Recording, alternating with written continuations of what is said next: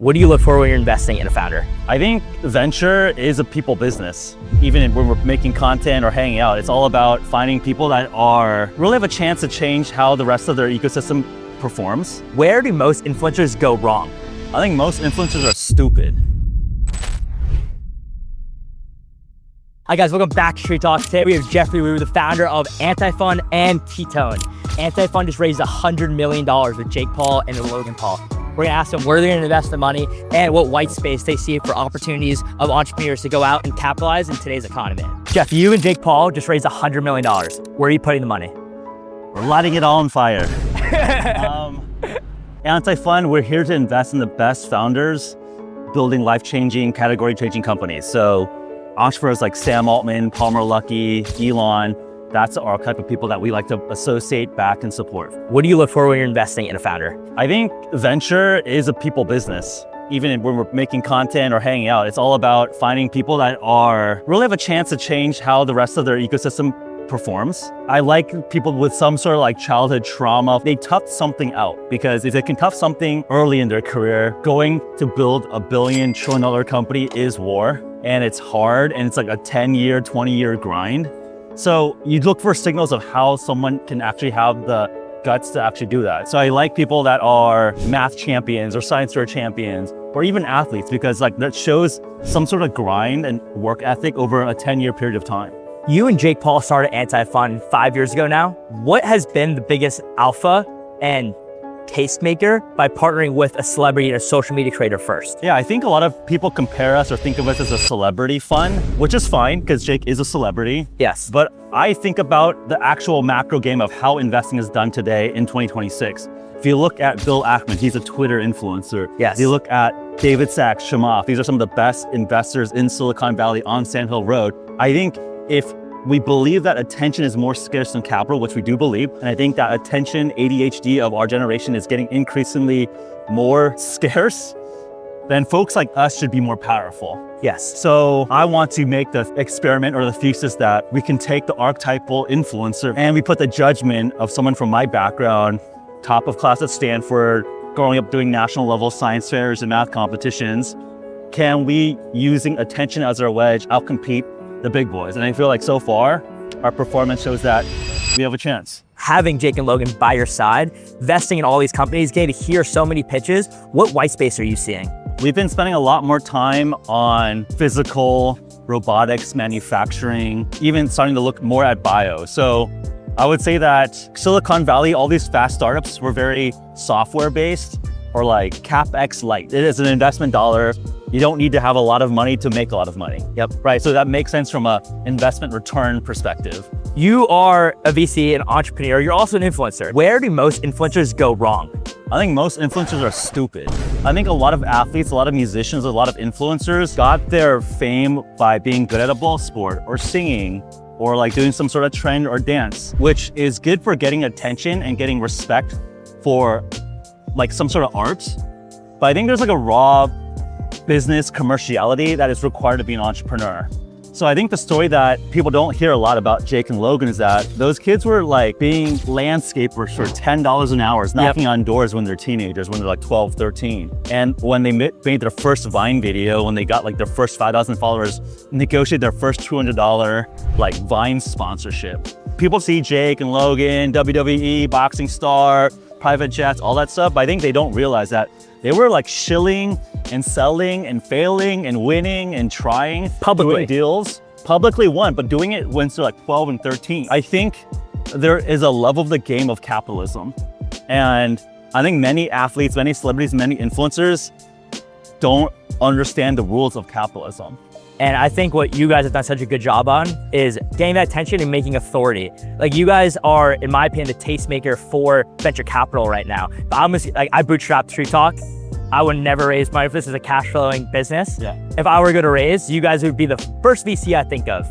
And you guys are going to get that with the next generation. I've met so many young people who never have heard of what a venture capital is. And they're literally, ahead of Sequoia, ahead of Andreessen. It's like, oh, Anti-Fund, there's a VC. It's like, what is VC? Right. We're Who's Mark? Like educating the next generation on what venture capital even is, which is a good and I think a rare position for us to really think about, okay, how do we encourage more entrepreneurship? And I think we will need more entrepreneurship in this next generation of AI, robotics, all of that stuff that's coming down the pipeline.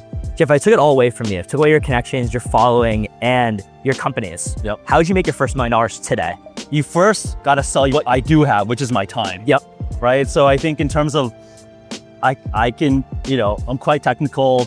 I can code. There's like a bunch of basic like job functions that are useful for any business, whether it's like an investment business or a product services company, right? And maybe I'll just reflect that to like a broader question, like make yourself world-class or potential to be world-class at some skill set, right? If you like coding, you gotta like be able to tell yourself, I can be a world-class coder. If you like design, you gotta be able to tell yourself, I have really good artistic taste, I can be a world-class designer.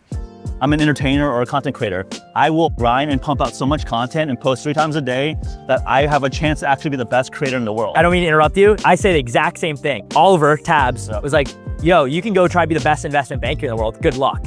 But could you be the best street interview ad guy? Probably. How much competition is there to be a street interview ad guy? 0.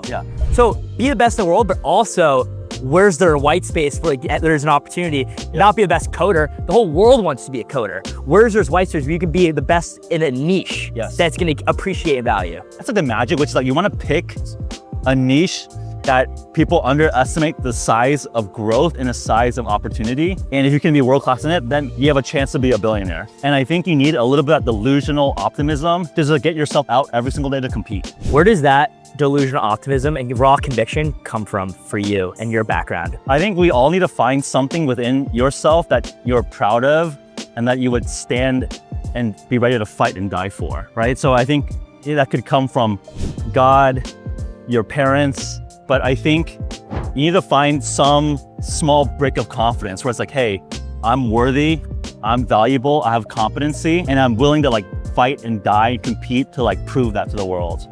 Jeff, you sat in the rooms with Palmer Luckey, with some of the most successful entrepreneurs on the planet. What's the biggest takeaway you've learned from meeting with these entrepreneurial legends? I think number one, it's very humanizing. Whether it's President Trump to people running AI, people running defense tech, people running robotics for the entire world. I think one, they're human. These people are not 1,000x smarter than you. Zuckerberg's not an alien? He's not an alien. He might have a little bit of lizard DNA, but I don't think after that, he's not a true alien. I think the biggest takeaway is that like, these people are not demigods. These people aren't better than you. They deserve their success and their platform and their resources, but they're not better than you and I. So if there's an encouraging message like, hey, you can do it too. I think and I want to end this by saying this, I wouldn't be here if it wasn't for your partners in Anti-Fund, Jake and Logan. They inspired me since I was 15 years old when I picked up a camera for the first time. I just wanted to say thank you to you guys and everything you guys are doing for inspiring the next generation. You are changing the world more than any other, I think, business out there, because you guys are showing what's possible by having that raw conviction, that raw belief. And I wouldn't be here today if it wasn't for you guys' story. So I just want to say thank you guys so much. I'll pass the compliment along. Love that story. Do you have a final message to say to the up and coming entrepreneur right now that's 18, that's 19 years old, that's seeing AI just kind of destroy the path that they believed was set for them? How should they be thinking about the future, and how should they be thinking about making themselves as valuable in the marketplace as possible? If you're 18 and 19, you should love the chaos, because who you're competing with are the boomers and the unks that are 35, 40, 45. They're more than you guys, right? So like, you should not think about, hey, the rules are changing, so it's scary and I'm like set up for failure. No, it's like, you are young, you're smarter, you're faster, you're more adaptable. You're gonna outrun the boomers and the unks, right? So you should look at all the chaos and run towards the chaos. I think if you look at like the great generational outcomes, there's always big paradigm shift, right? Like the railroads of space are being built right now. The railroads of AI are being built right now. Go be a robber baron type railroad tycoon. Like the opportunity is there, right? Study history, study patterns, and get after it. Like there's a possibility that you might be the next robber baron, empire builder out there. Yeah, thanks so much for coming on Street Talk. This is awesome, amazing advice. And where can we follow, where can we find you? At Geoff Woo, at Anti-Fund on social media. Hit me up. Let's go. If you got a business, raise capital for Anti-Fund. We probably won't give it to you, but we might do special. Awesome, thank you so much. That was awesome.